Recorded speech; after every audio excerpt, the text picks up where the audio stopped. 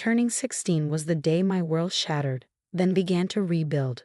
The rain lashed against the windows of our suburban house, its relentless rhythm mirroring the storm inside. Victoria, my sister, leaned casually in the corner, her lips curling into a smirk as our parents delivered the devastating news. "Rachel," Mom began, her voice devoid of warmth, "we've decided it's time for you to leave."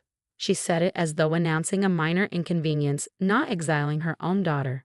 "You're not like Victoria. You're not college material, and we can't keep wasting resources on a lost cause." Dad remained hidden behind his newspaper, as detached as ever. Meanwhile, Victoria stepped forward, the sharp click of her designer heels punctuating the silence. "Don't take it too hard, little sister," she cooed, her fox sympathy unmistakable. "Maybe you'll find work as a janitor.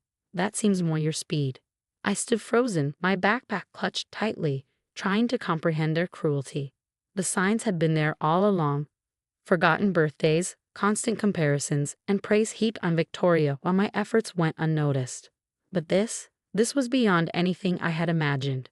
Victoria had always been their golden child, their prodigy. While she enjoyed private tutoring and elite dance classes, I scraped by, funding my own school supplies with part-time jobs. Even when I earned a B average despite the odds, the only response was, "Why can't you be more like your sister?" "You have until tonight to pack," Mom added coldly. "And don't take anything we bought. Those are family assets." I laughed bitterly. "That won't be an issue. I've bought everything I own since I was 12. Victoria rolled her eyes. "Always the victim, Rachel. This is why you'll never amount to anything." That night, packing my few belongings into a battered duffel bag, I vowed to prove them wrong. Not just wrong, I would succeed so spectacularly that their betrayal would haunt them forever. What they didn't know was that I'd spent the past year secretly learning to code. Every dollar I earned working at the cafe went toward online courses. My high school computer science teacher, Mrs. Chen, had seen my potential and quietly mentored me. While Victoria flaunted her Princeton acceptance, I was building a future they couldn't imagine. Instead of wandering the streets as my family probably hoped, I showed up on Mrs. Chen's doorstep. "Rachel," she exclaimed, pulling me into a warm hug. "Come in, you're safe here." The Chens welcomed me like family, their modest home becoming my sanctuary. Mrs. Chen nurtured my talent, while her husband James, who worked in tech recruitment, helped me secure an internship. From there, I poured every ounce of myself into learning, coding, and growing. By 18, I launched my first successful app, an educational platform for underprivileged students. Its impact caught the attention of TechFusion's CEO, Marcus Chen, no relation to Mrs. Chen, who offered me a role on their development team. By 26, I had become one of TechFusion's youngest executive vice presidents, managing billion-dollar projects. My achievements were public, but my name, legally changed to Rachel Chen, ensured my family remained unaware of my success. Meanwhile, Victoria followed the predictable path: law school, a prestigious firm, and a marriage to Bradley Thompson, a lawyer from old money. Mom and Dad filled their social media with her picture-perfect life, blissfully ignorant of mine. Then fate intervened. One routine day at work, my assistant buzzed in. "Ms. Chen, the representatives for the merger meeting are here. They're from Thompson, Williams and Associates." My heart skipped a beat. Victoria's firm. "Send them in," I said, adjusting my designer suit and settling into my office chair. The door opened and there she was, Victoria, poised and polished, followed by Bradley and their colleagues. The moment her eyes met mine, her expression faltered. Her Hermes bag slipped from her hand, hitting the floor. "Rachel?" she whispered, stunned. "How?" I smiled coolly. "Welcome to TechFusion. Shall we discuss the merger?"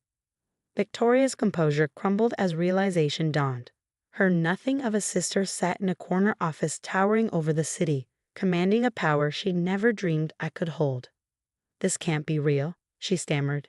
You're not supposed to be here." I leaned back, the weight of my triumph speaking louder than words. "Well, Victoria, I'm here. So shall we begin?" Bradley cleared his throat, attempting professionalism.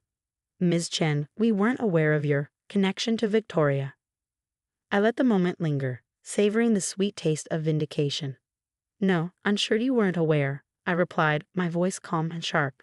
Just like you probably didn't realize your firm's future rests entirely on my recommendation regarding this merger.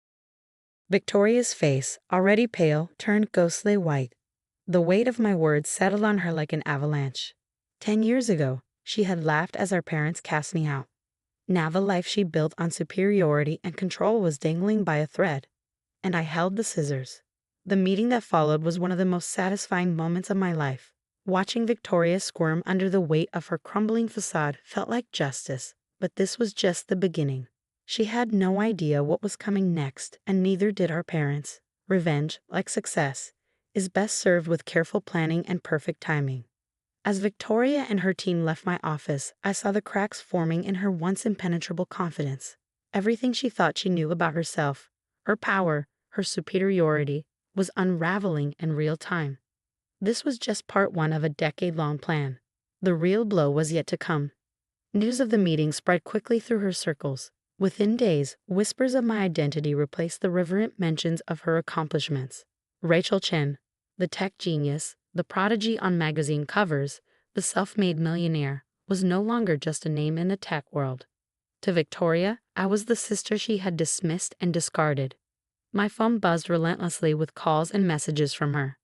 17 missed calls in a single day. Each one was a small victory, a stark reminder of the countless times my family had ignored me.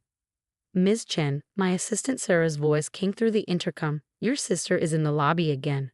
She's insisting on seeing you." I glanced at my Rolex, a symbol of how far I'd come from that 16-year-old girl in thrifted clothes. "Let her wait," I replied smoothly. "I have more pressing matters to attend to." Those pressing matters included signing the final paperwork for Tech Fusion's acquisition of Thomson Williams and Associates. But not through the merger they desperately sought. This was a hostile takeover, a decisive end to their firm as they knew it. An hour later, Victoria burst into my office. Her once flawless appearance was in shambles. Her suit wrinkled, her mascara streaked from tears. "Rachel, please," she began, her voice trembling. "You have to talk to me. The merger, our firm depends on it." I leaned back in my chair, letting the moment stretch. "Interesting. Now you need something from me. Quite the change from 10 years ago, isn't it?" "I was young," she protested weakly, desperation etched into her features. "We all were." I didn't understand. "Didn't understand what?" I interrupted, my tone icy. "That treating your own sister like garbage might come back to haunt you. That the person you threw away might actually amount to something." She sank into the chair opposite me, the weight of her guilt pulling her down. "What do you want, Rachel? An apology? Money? Just tell me." I laughed, a sound as bitter as it was triumphant. "Money? Victoria, I make more in a month than you do in a year. And as for an apology," I rose from my chair and walked to the floor-to-ceiling windows overlooking the city. "It's far too late for that." "Mom and Dad want to see you," she whispered. "They're devastated they didn't know about your success." "Devastated they missed out on the money, you mean?" I replied, not bothering to mask my disdain. "Tell me, did they ever look for me after throwing me out? Did any of you?" Her silence was answer enough. "Mrs. Chen looked for me," I continued, my voice steady with resolve. "She and her husband gave me a home, believed in me, and supported my dreams. They're my real family." Victoria's eyes widened in realization. He changed your name to Chen." "I did," I said simply. "The moment I turned 18. I wanted nothing to do with a name that brought me nothing but pain." Just then, my phone buzzed. A message from Marcus Chen, Tech Fusion's CEO. "Acquisition approved by the board. Proceed as planned." I turned back to Victoria, my expression unreadable. "You'll be getting some interesting news about your firm soon. I suggest you update your resume." Her panic was palpable. "What do you mean?" I savored the moment before delivering the blow. "Tech Fusion isn't merging with Thomson, Williams and Associates," I said, each word deliberate. "We're buying it, and our first order of business is restructuring the management team." The blood drained from her face as the implications sank in. "You can't do this. Bradley's family, their connections." I laughed outright this time. "Bradley's country club connections. Victoria, I have dinner with senators and tech billionaires. His world is nothing compared to mine." As if on cue, her phone buzzed. Bradley's name lit up the screen. The news was spreading like wildfire. This isn't just about me, she pleaded, her voice cracking. Think about the employees, their families. Don't lecture me about caring for others, I said sharply. Unlike our parents, I don't punish innocent people for someone else's mistakes. The employees will be taken care of, but the senior partners who perpetuated that toxic culture, they're out. She stood shakily, her entire world collapsing around her. Mom and Dad will be at my house tonight, she said, her voice barely above a whisper. They want to make things right. I paused, considering her words. Seeing them grovel might be amusing, but I had a better idea. Tell them to come to the Capitol tomorrow night at 8. I'll reserve a private room. After she left, I called Mrs. Chin. They took the bait, I said, satisfaction evident in my tone. Are you sure about this, Rachel? She asked gently. Revenge can feel hollow in the end. This isn't just revenge, I assured her. This is justice. And tomorrow, they'll finally understand what that means. The next evening, I sat in the Capitol's most exclusive dining room, the pinnacle of luxury. When my family arrived, their expressions were a mix of awe and discomfort. The daughter they discarded now commanded a world they could only dream of entering. Rachel, Mom began, stepping forward as if to hug me. I didn't move. Please, I said coldly, gesturing to the table. Sit. Dad cleared his throat, clearly out of his depth. We've been doing a lot of thinking, Princess. Don't, I interrupted. You lost the right to call me that the day you threw me out. Mom's eyes filled with tears, perfectly timed as always. We made a mistake, she sobbed. We were so wrong about you. The waiter approached, presenting a bottle of wine worth more than their monthly mortgage payment. I gestured for it to be poured, the sound of the cork popping slicing through the tense air. Yes, you were wrong, I said, my tone calm but unyielding. But that's not why I agreed to this dinner. Victoria shifted in her seat, her confidence unraveling. Rachel, about the firm. The acquisition is final, I replied sharply. And again, that's not why we're here. From my briefcase, I withdrew 3 folders and slid one to each of them. Open them. The silence thickened as they complied. Inside each folder were meticulously documented records, a timeline of their cruelty, from forgotten birthdays to scathing remarks, juxtaposed with financial statements, property deeds, and investment portfolios, all of it theirs. How did you get this? Dad's voice faltered as his eyes darted over the damning contents. While you were busy boasting about Victoria's mediocre achievements, I began leaning back in my chair. I was busy acquiring every debt you owed. Your mortgage, car loans, Victoria's student loans, even Dad's failing business liabilities. I own it all. Every penny you owe is now mine. The shock was palpable. Mom's hands trembled as she clutched the folder, her perfectly manicured nails denting the expensive paper. Now, I said, taking a measured sip of the wine, we're going to discuss terms. The private dining room fell into an uneasy silence. For once, they were at a loss for words. Dad, the man who once dismissed me with a sneer, finally spoke, his voice barely audible. What do you want? What I want, I said, leaning forward, is for you to understand what you threw away 10 years ago. Not just a daughter, but someone who could have been your greatest ally. Mom dabbed at her tears, her designer mascara smudging in streaks. We can be a family again, she whispered, her voice breaking. Please, Rachel, we'll do anything. Anything. I raised an eyebrow, pulling out another set of papers. Then sign this. Victoria, ever the lawyer, grabbed the document first. Her face paled as she read it. This is everything. The house, Dad's business, my trust fund. Precisely, I said coolly. Sign it all over to me and I'll erase your debts. Refuse and tomorrow, I'll foreclose on everything. You can't do this, Dad protested, his voice tinged with desperation. We'll be ruined. Ruined, I echoed, a cold laugh escaping my lips. Let me tell you about ruined. Ruined is being 16 and sleeping in a park because your family threw you out. Ruined is working 3 jobs just to afford a meal. Ruined is watching the sister who mocked you post about her perfect life while you fight to survive. Victoria's anger flared. You're better than this, Rachel. You've already won. You're wealthy, powerful. Why stoop to our level? This isn't about stooping, I said, my voice steady. This is about justice. Consequences. From my phone, I played a recording. Their voices from a decade ago filled the room, cutting through their veneer of remorse. Sneers, Dismissive laughter, cruel words predicting my failure. Mom covered her mouth as if to block out the sound of her own venom. I kept this, I said quietly, pausing the recording. Every time I felt like giving up, it reminded me what I was working for. Not just success. This moment. Dad's hands trembled as he picked up the pen and signed the papers. Mom followed, her tears falling freely.